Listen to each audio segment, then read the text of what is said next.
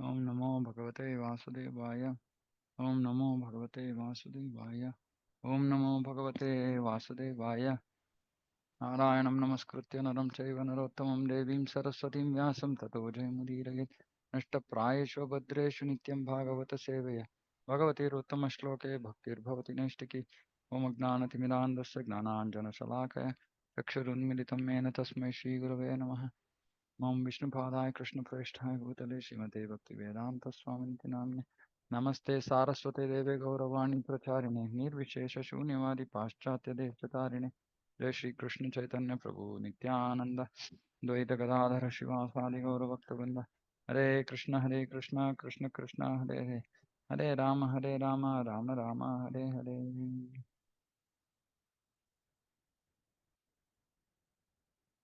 Okay, Canto 4, Chapter 15. King Prithu's appearance and coronation. The great sage Maitreya continued, My dear Vidura, thus the Brahmanas and the great sages again churned the two arms of King Vena's dead body. As a result, a male and female couple came out of his arms.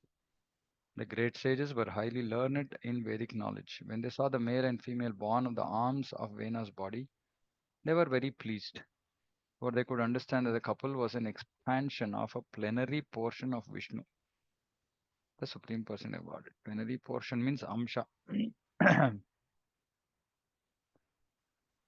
Expansion of a Amsha. One second.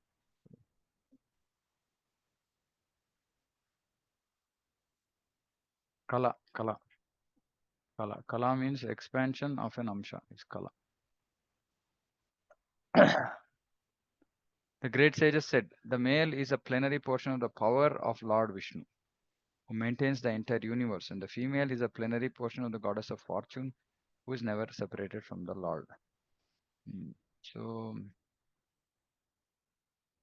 so Amsha means it will not have all the opulences of the Lord. So here it is Shakti Amsha. So what do they say in Sanskrit? Kala Bhuvana Palini. Bhuvana Palini. So the power which maintains the world, expansion of that.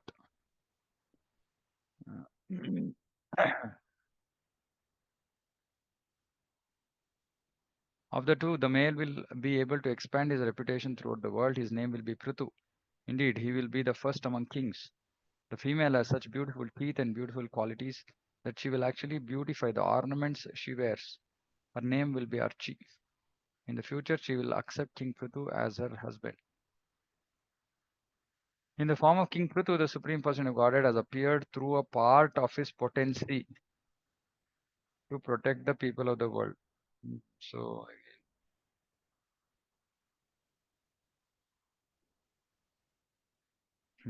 so Amsha Kala.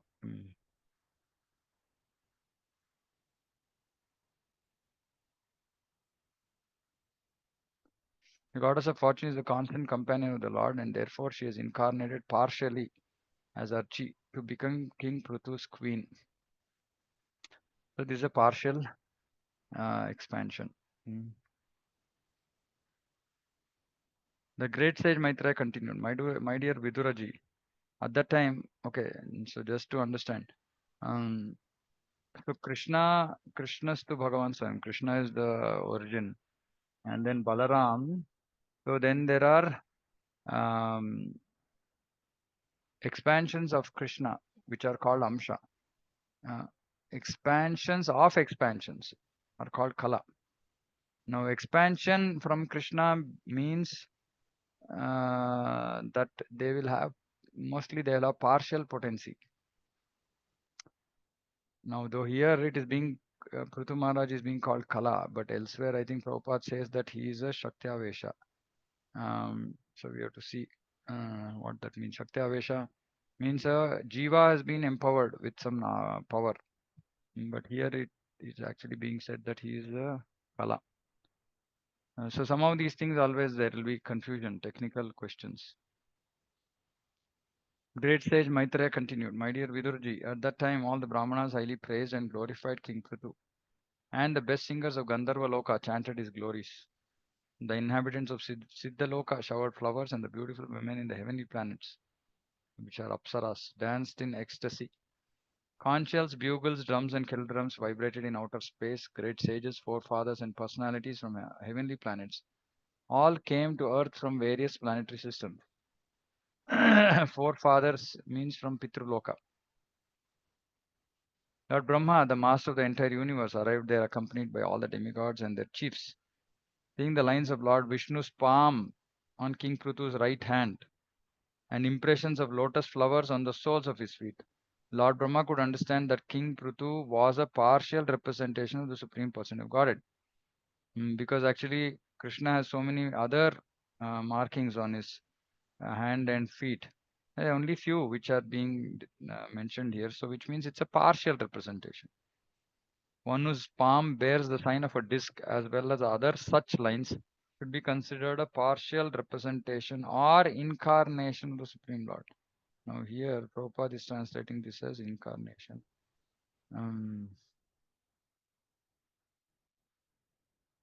Amsha only.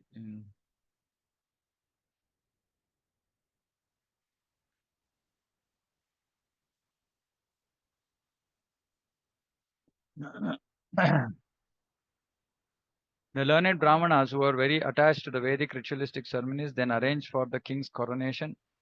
People from all directions collected all the different paraphernalia for the ceremony, thus everything was complete. All the rivers, seas, hills, mountains, serpents, cows, birds, animals, heavenly planets, the earthly planet, and all other living entities collected various presentations according to their ability to offer the king. Thus, the great King Prithu, exquisitely dressed with garments and ornaments, was coronated and placed on the throne. The king and his wife Archie, who was also exquisitely ornamented, appeared exactly like fire. The great sage continued, "My dear Vidura, Kuvera presented the great King Prithu with a golden throne. Demigod Varuna presented him with an umbrella that constantly sprayed fine particles of water and was as brilliant as the moon. Vayu presented King Prithu with two chamaras, whisks. Dharma presented him with a flower garland which would expand his fame. Indra presented him with a valuable helmet.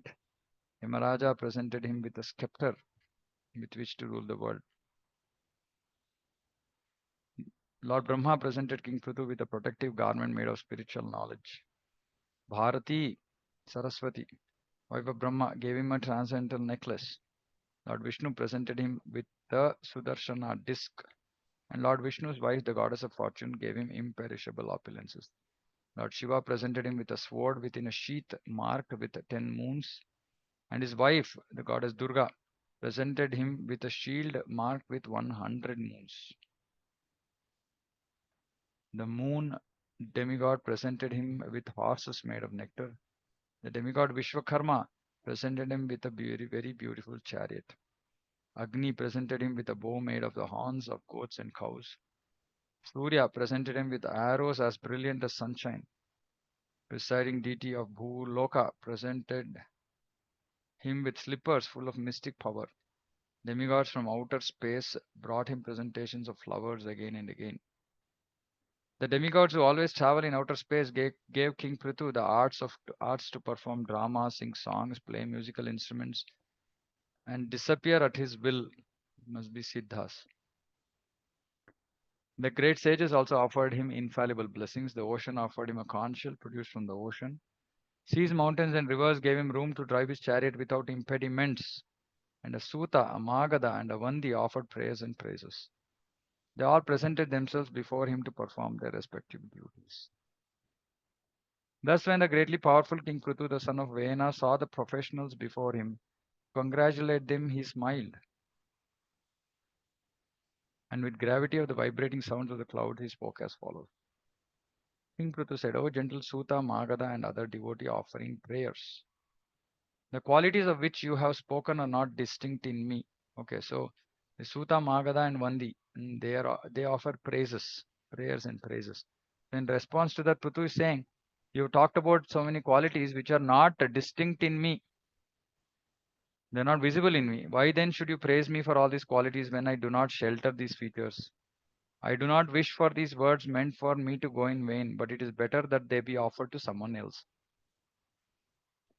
O gentle reciters, offer such prayers in due course of time when the qualities of which you have spoken actually manifest themselves in me.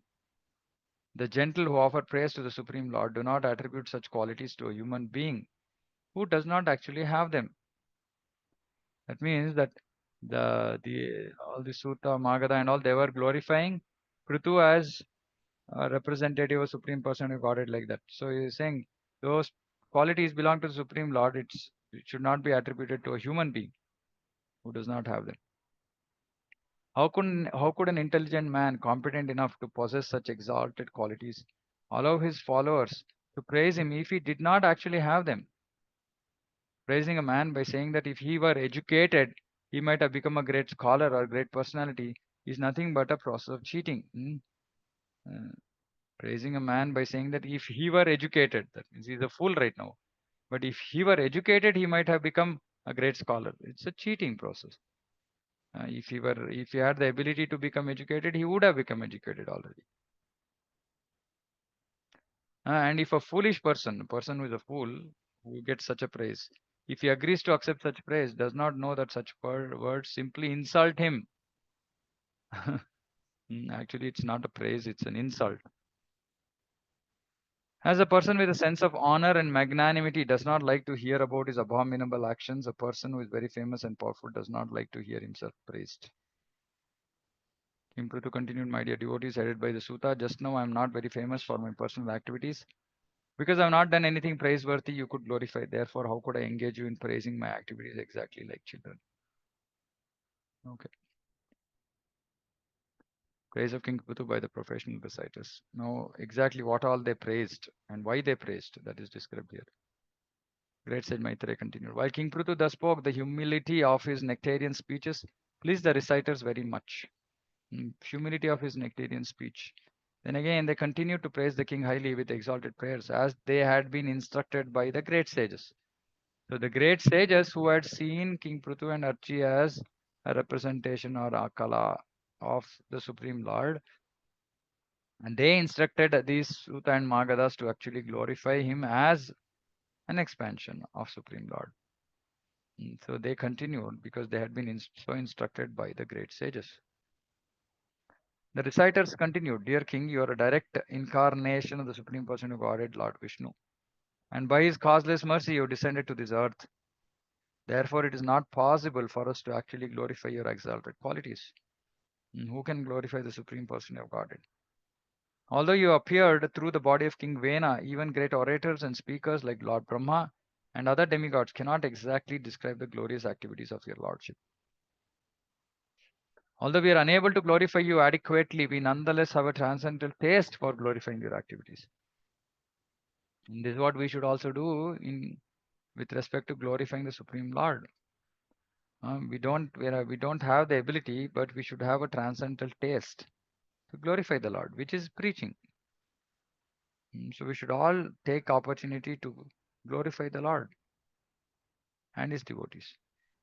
We shall try to glorify you according to the instructions received from the authoritative sages and scholars. So we have to also glorify according to Guru Sadhu Shastra. Whatever we speak, however, is always inadequate and very insignificant.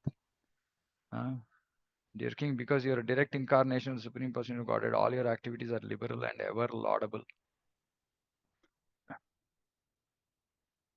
Now they're describing what are all his qualities, glorious qualities.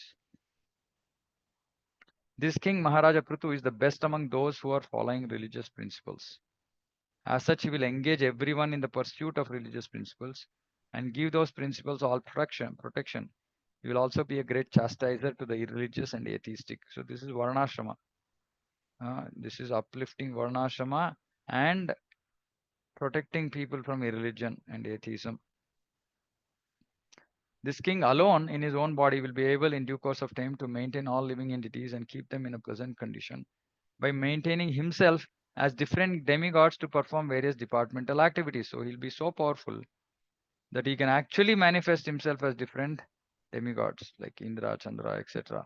And by so manifesting himself as different demigods to perform various departmental activities, he will maintain all living entities and keep them in pleasant condition. Because for living entities to be in a pleasant condition, all these demigods like rain, sun, this, All of that is required. So he will only, he is so powerful that he will manifest himself as different demigods to perform various departmental activities. Thus, he will maintain the upper planetary system by inducing the populace to perform Vedic sacrifices. Hmm. So, this is very important. Hmm. Actually, if people on this Karma Bhumi, Bhuloka, if they perform Vedic sacrifices or yagna, in simpler words, that is what will maintain the upper planetary systems. Now, of course, traditionally this yagna used to be, fire sacrifices, and then there used to be ahuti, offering oblations into the fire. And when those oblations are offered, they are offered to specific gods, demigods, etc. Right, and that is how they maintain themselves. The demigods maintain themselves, and which is why now in Kali Yuga, since there are no yagnas, the demigods are pretty upset because actually they are maintained by these yagnas. In due course of time, he will also maintain his earthly planet by discharging proper rainfall. This King Prthu will be as powerful as the sun god, and just as the sun god equally distributes his sunshine to everyone, King Prthu will distribute his mercy equally. Similarly, just as the sun god evaporates water for 8 months and during the rainy season returns it profusely, this king will also exact taxes from the citizens and return these monies in times of need. This is what a king or administrator or a government is supposed to do. Exact taxes and then return these monies in times of need. This King Pruthu will be very, very kind to all citizens. Even though a poor person may trample over the king's head by violating the rules and regulations, the king, out of his causeless mercy, will be forgetful and forgiving. As a protector of the world, he will be as tolerant as the earth itself. So many amazing qualities. Forget, forgive, tolerant.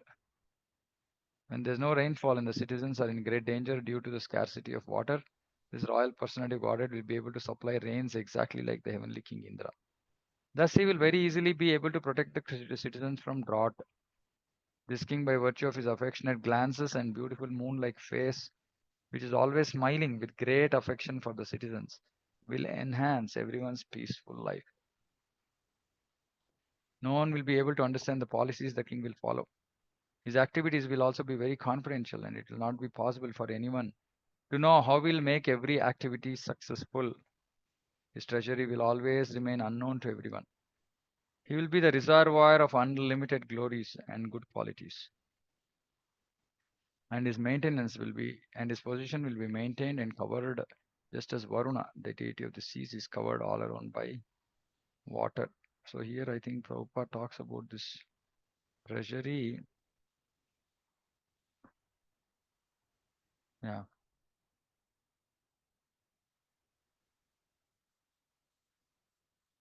Keeping one's money very secretly is an old practice.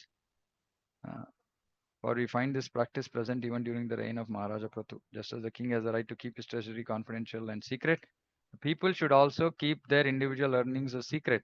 There's no fault in such dealings.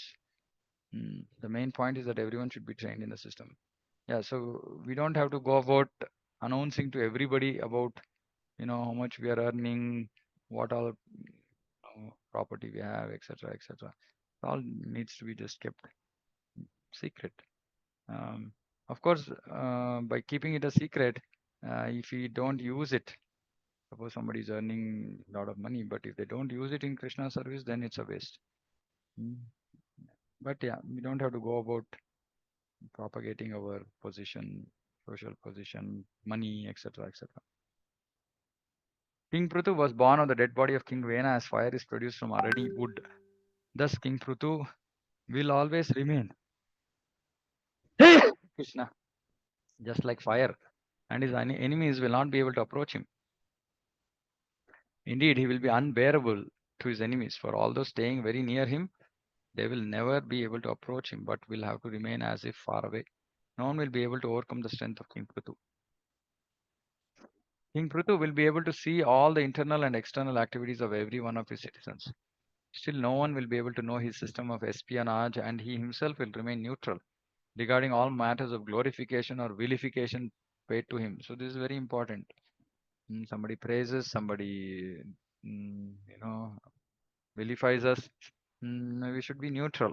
Hmm. He will be exactly like air, the life force within the body, which is exhibited internally and externally, but is always neutral to all affairs. So very nice. See, the air is neutral. Whether there's happiness or distress, it will do its function of maintaining the body. And just like that, Atma, we should remain neutral regarding all matters of all material, anything concerned with material world, body, our, etc., etc. Since this king will always remain on the path of piety, he will be neutral to both his son and the son of his enemy.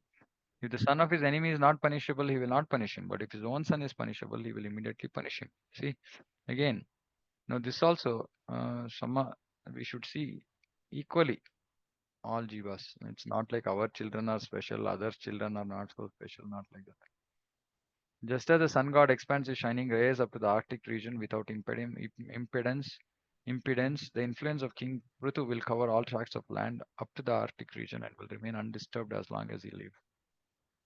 King will please everyone by his practical activities, and all of his citizens will remain very satisfied. Because of this, the citizens will take great satisfaction in accepting him as their ruling king. The king will be firmly determined and always situated in truth. He'll be a lover of the Brahminical culture and will render all service to old men and give shelter to all surrendered souls. Giving respect to all, he will always be merciful to the poor and innocent. The king will respect all women as if they were his own mother, and he will treat his own wife as the other half of his body. This is also very important. Treating all other women as mother, and treating own wife as the other half of the body, which means that pains and pleasures should be understood.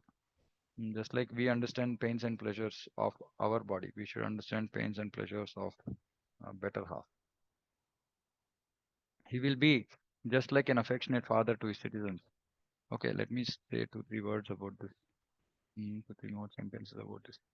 I've seen many devotees being very callous, not caring for, yeah, especially the men, not caring for their wives, just or caring too much. I've seen extremes. Some people openly, and this is also one more thing, very, very important. Please note, all couples, all husband and wife, we should never express our affection to our, spouse in public. Never. I've seen some people like, like very, it's low class to actually express affection to, uh, I mean, just like we are being we are talking to everybody else, we can talk to our spouse also in public, but we should never express addition too much affection, right? Like that is, yeah, that is within the house, that is for whatever. But that's not to be expressed. And of course, I mean, I'm telling this among devotees because I see people outside, they also hold each other's hands and this and that. No physical proximity at all in public. And that physical proximity was not even encouraged even within the house. Women used to have separate quarters, right? Only when required, if that used to happen. So, but nowadays all this is low class, Shudra mentality. This is Shudra mentality. And that is why Prabhupada very clearly made Mataji sit separate, Prabhuji sit separate. And yeah, we should take this opportunity to actually just follow that. And in fact, it's very nice that even when we go on yatra, etc., generally Prabhus and Matajis are even staying quarters, etc., are given separate because it's better. I mean, it's just everybody is like too much attached to family, spouse, and all this. So that is more important. But that doesn't mean that we become indifferent. I've seen many Prabhus. Maybe their wives are uh, whatever, not well or need some help, etc. But they just become very mm, like overly transcendental, meaning just in the name of bhakti, just ignoring their duties. And so both should not be done. Just like if suppose we have pain in our body, how much we take care of it or give it attention, similarly we have to also treat the wife, spouse. Actually, I'm not saying wife, spouse, because both are devotees. So both sides there should be understanding and assisting each other in doing bhakti. That should be the core. The core focus is to help each other do bhakti nicely. That's all, right? But too much material affection, all this is not for devotees. Like I'm saying, too much. If there is not too much, it doesn't mean that it should not be there at all. So we should not go extremes. We should just maintain, as much as is required, and especially in public, very very minimal, very very minimal. This is important to note. He will be just like an affectionate father to his citizens, and he will treat himself as the most obedient servant of the devotees. See, he will treat himself as the most obedient servant of the devotees who always preach the glories of the Lord. So we should always treat ourselves as most obedient servants mm, of gurus, great Vaishnavas, who always preach the glories of the Lord. They risk their life to go all over the world to preach the glories of the Lord. Such devotees, we should consider ourselves as the most obedient servants of such devotees. And if such devotees are, if we get to serve them, then we should take full advantage of that. The king will consider all embodied living entities as dear as his own self. This is also very important. We should see equally. And he will always be increasing the pleasure of his friends. He will intimately associate with liberate persons, again, very important. Intimate association is required with liberated persons. And he will be chastising hand to all impious persons. King is the master of the three worlds and is directly empowered. See, now he's saying empowered. Shaktavesha avatar, but till now it was being said Kala. Anyway, empowered by the Supreme Person of Godhead. He is without change and he's an incarnation of the Supreme known as Satyavesha avatar. Hmm. Being a liberated soul and completely learned, he sees all material activities as meaningless, varieties as meaningless, because their basic principle is nescience. Now, all material varieties, meaning different forms the material energy has taken, mm, he'll consider all of them as meaningless because their basic principle is nescience, is ignorance, is binding us to this uh, dream-like world, dreamy world. This king, being uniquely powerful and heroic, will have no competitor. He will travel around the globe on his various victorious chariot, holding his invincible bow in his hand and appearing exactly like the sun, which rotates in its own orbit from the south. And again, so if you know from here that sun rotates. It's not that the earth doesn't rotate. Earth is fixed, sun rotates. When the king travels all over the world, other kings as well as the demigods will offer him all kinds of presentations. Their queens will also consider him the original king, who carries in his hands the emblems of club and disc and will sing of his fame, for he will be as reputable as the supreme person of Godhead. This king, this protector of the citizens, is an extraordinary king and is equal to the Prajapati demigods. For living facility of all citizens, he will milk the earth, which is like a cow. Not only that, but he will level the surface of the earth with the pointed ends of his bow, breaking all the hills exactly as King Indra breaks mountains with his powerful thunderbolt. When the lion travels in the forest with its tail turned upward, all menial animals hide themselves. Similarly, when King Prthu will travel over his kingdom and vibrate the string of his bow, which is made of horns of goats and bulls and is irresistible in battle, all demonic rogues and thieves will hide themselves in all directions. At the source of the river Saraswati, the king will perform 100 sacrifices known as Ashwamedha. In the course of the last sacrifice, the heavenly king Indra will steal the sacrificial horse. This king Prthu will meet Sanat Kumara, one of the four Kumaras, in the garden of his palace compound. The king will worship him with devotion and will be fortunate to receive instructions by which one can enjoy transcendental bliss. In this way, when the chivalrous activities of King Prthu came to be known to the people in general, King Prthu will always hear about himself and his uniquely powerful activities. No one will be able to disobey the orders of Prthu Maharaj. After conquering the world, he will completely eradicate the threefold miseries of the citizens. This is the actually role of a ruler. Eradicate threefold miseries. Then he will be recognized all over the world. At that time, both the suras and the asuras will undoubtedly glorify his magnanimous activities. Uh, so it's very nice actually for us to understand what should be the qualities of a king. So this whole chapter is describing the qualities that a king or a ruler should have.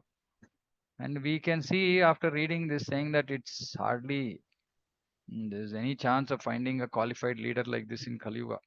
Mm. So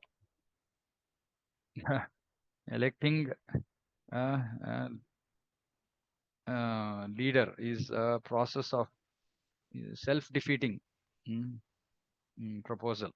Because there's nobody qualified at all, and it will just be a compromise saying that okay, best of the worst. And the best of the worst in Kali Yuga is not, they're not good enough. So we should not, yeah, of course. Then Prabhupada also said, devotees should, in most places he said devotees should not get into politics. And then he said, yeah, there should be devotee rulers. Um, but mostly the recommendation is devotees should become advisors. But all of this requires a change in heart. And how will that change in heart come about? Is by Bhagavatam distribution. Actually, we should take up one more project. We should go to all these big people and just gift them, even if it means, some investment. Gift them Bhagavatam so that at least first, if they're reluctant, if they're, when we give them, then they'll ask, oh, how can we take from sadhus? How can we take freely from sadhus? Then they'll ask how much it is. Then we can tell them the money they'll pay. But first, we should just take them and give them Bhagavatam. So we should try to do this, because Prabhupada said the only way is for all these leaders to actually know this and feel that they are so unqualified. And only then they will possibly adopt this, Bhagavata Vidhi, this Bhagavata Dharma, and then others can follow. And this is also a good process actually for transcendental cheating of all politicians, is to just go and gift them. And once Krishna enters their homes, then he will do his magic. So by somehow we should take this Bhagavatam to all these so-called important people in society. It's important. Okay, so I think maybe we can stop here because yeah, long chapter again. Okay, stop here. Any questions, comments? Hare Krishna, Prabhu. Yeah, Prabhu.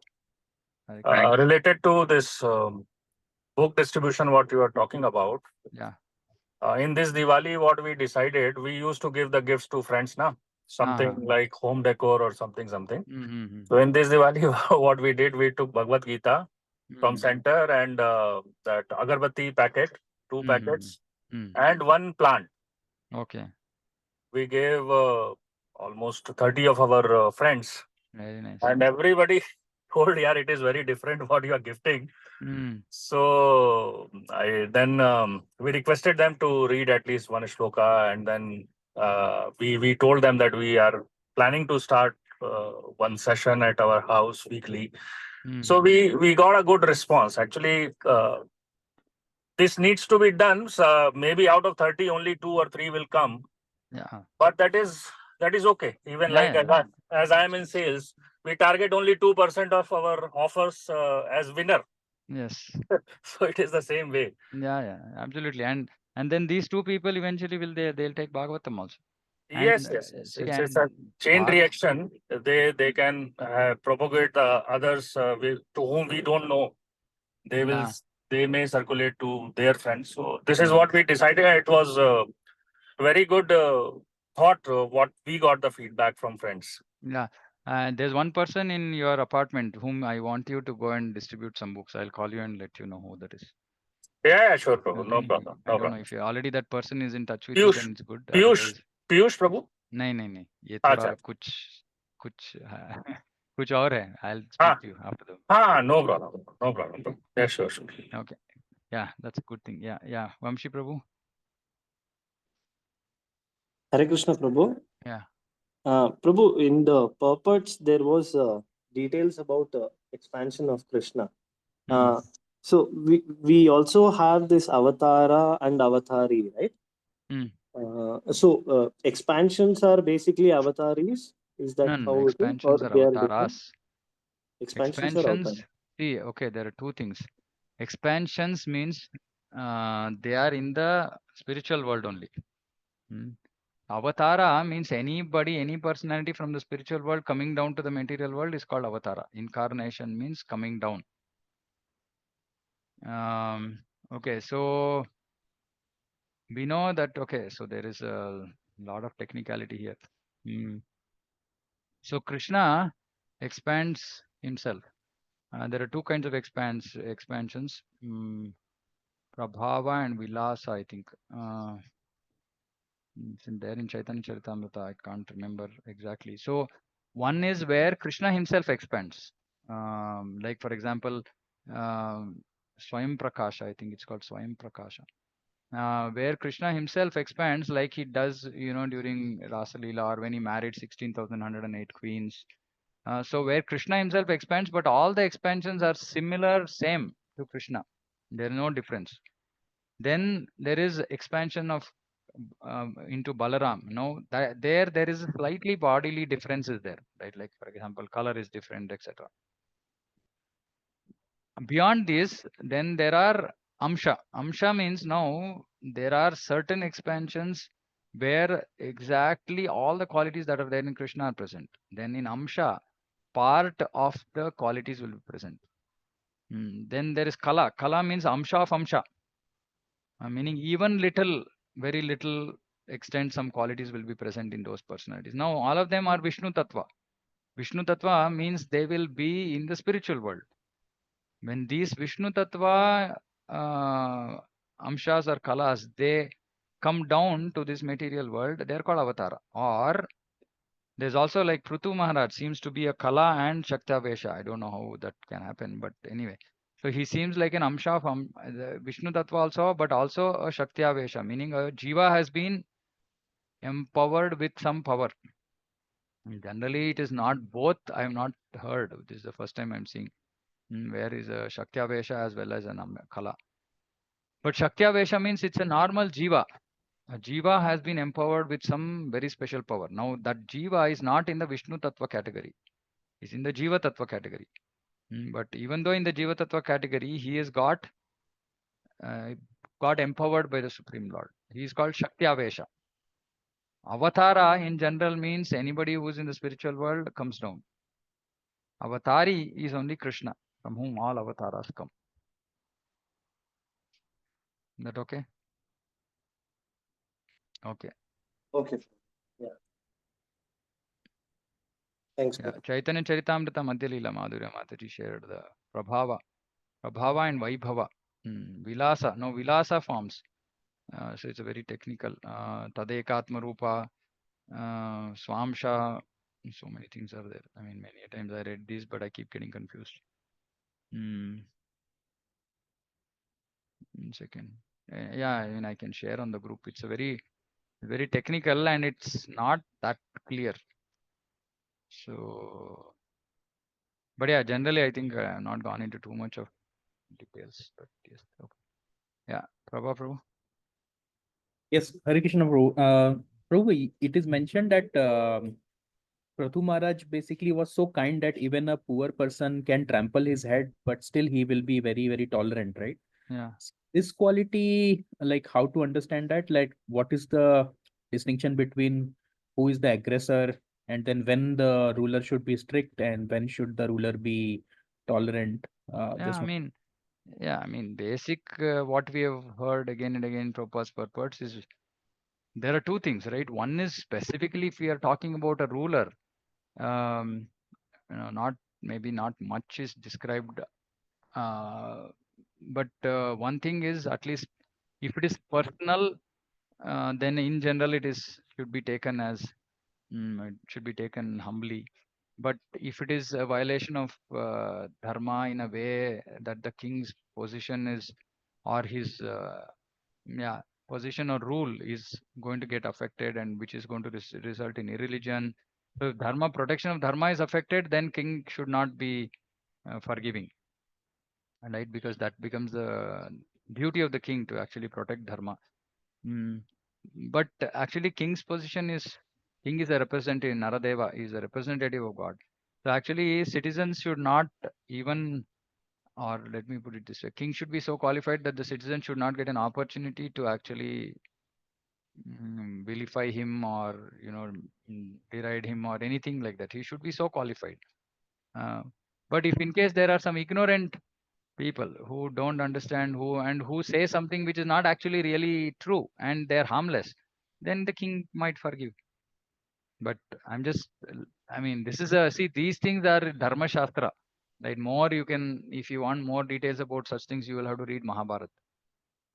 Right? And maybe Manu Samhita and these scriptures will be describing more about these things. But Bhagavatam is not going into too much because it is Amala Purana. It doesn't go into too much about king's duties and all that.